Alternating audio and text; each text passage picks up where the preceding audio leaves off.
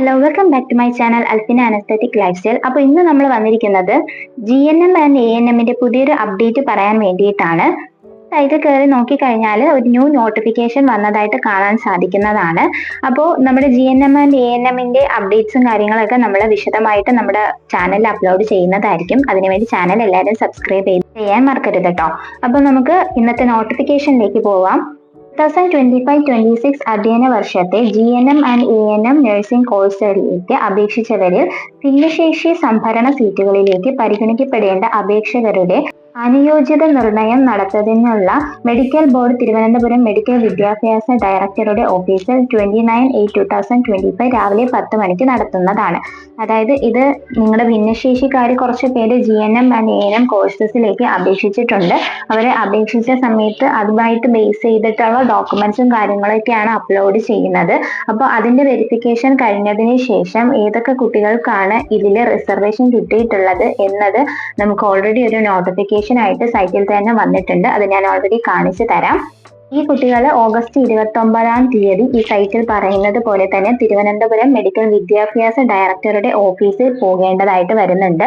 ഇങ്ങനെ പോകാത്ത പക്ഷം അവരെ പിന്നെ അഡ്മിഷനിലേക്ക് വേണ്ടി പരിഗണിക്കുന്നതുമല്ല കേട്ടോ. നിങ്ങൾ പോകേണ്ട ടൈം എന്ന് പറയുന്നത് 9:30 to 10 മണി എന്നൊരു ടൈമിലാണ് നിങ്ങൾ പോകേണ്ടതും.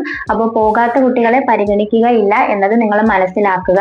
അതുപോലെ ഇപ്പോൾ വന്നിരിക്കുന്നത് 10 സ്റ്റുഡൻസിനാണ് ഇങ്ങനെ കിട്ടിയിട്ടുള്ളത്. ഇനി ഏതെങ്കിലും സ്റ്റുഡൻസ് ഇതുപോലെ അപ്ലോഡ് ചെയ്തിട്ടുണ്ട് ഡോക്യുമെന്റ്സ്, അപ്പോൾ എന്തെങ്കിലും മിസ്റ്റേക്ക് കൊണ്ട് ചിലപ്പോൾ അവരുടെ പേര് ഇതിൽ വന്നിട്ടുണ്ടാവില്ല. അങ്ങനെയുള്ള കുട്ടികളുണ്ട് എന്നുണ്ടെങ്കിൽ നിങ്ങൾ LBSൽ വിളിച്ച് അന്വേഷിക്കുക കേട്ടോ. അതുപോലെ തന്നെ ഇവിടെ ഏതെങ്കിലും കുട്ടികൾ പോകാത്ത പക്ഷം ഇവിടെ സീറ്റ് വാക്കൻസി വരികയാണ് എന്നുണ്ടെങ്കിൽ ഇതിൽ പേര് വരാത്ത കുട്ടികളെയും അങ്ങോട്ടേക്ക് എടുക്കുന്നതായിരിക്കും. അപ്പോൾ അതൊക്കെ നിങ്ങൾ മനസ്സിലാക്കുക. നമുക്ക് എത്ര സീറ്റ് റിസർവേഷൻ ഉണ്ടോ അതനുസരിച്ച് മാത്രമേ നിങ്ങളുടെ റാങ്കും മാർക്കൊക്കെ നോക്കിയിട്ടാണ് ഇവിടെ എടുക്കുന്നത്. മെഡിക്കൽ ചെക്കപ്പ് ചെയ്തതിന് ശേഷം നിങ്ങൾക്ക് ഈ കോഴ്സ് ചെയ്യാൻ പറ്റുമോ, ഇതുമായിട്ട് നിങ്ങളുടെ ഭിന്നശേഷി സംബന്ധിച്ചിടത്തോളം അവർ ചെക്കപ്പ് ചെയ്തതിന് ശേഷം നിങ്ങൾക്ക് ഈ കോഴ്സ് കംപ്ലീറ്റ് ചെയ്യാൻ പറ്റുമോ എന്നുള്ള കാര്യങ്ങളെല്ലാം അടിസ്ഥാനപ്പെടുത്തിയിട്ടാണ് അഡ്മിഷൻ വരുന്നത്.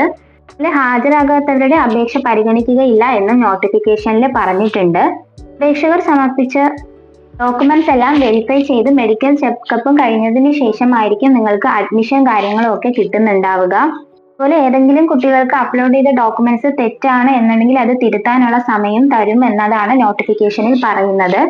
ഏതെങ്കിലും കുട്ടികൾക്ക് ഇതുപോലെ പേര് വന്നിട്ടില്ല എന്നുണ്ടെങ്കിൽ അത് കമന്റ് സെക്ഷനിൽ വന്ന് പറയാട്ടോ. എന്താണ് ചെയ്യേണ്ടത് എന്നുള്ളത് ഞാൻ റിപ്ലൈ തരുന്നതായിരിക്കും. ഞാൻ പറഞ്ഞ കാര്യങ്ങൾ എല്ലാവർക്കും മനസ്സിലായെന്ന് വിശ്വസിക്കുന്നു. മനസ്സിലായിട്ടുണ്ടെങ്കിൽ ലൈക്ക് ചെയ്യുക, നിങ്ങളുടെ ഫ്രണ്ട്സിലേക്ക് ഷെയർ ചെയ്ത് കൊടുക്കുക. അപ്പോൾ നെക്സ്റ്റ് അപ്ഡേറ്റുമായിട്ട് നമുക്ക് ഉടനെ തന്നെ കാണാം. അതുവരേക്കും ഓക്കെ, ബൈ, താങ്ക് യു.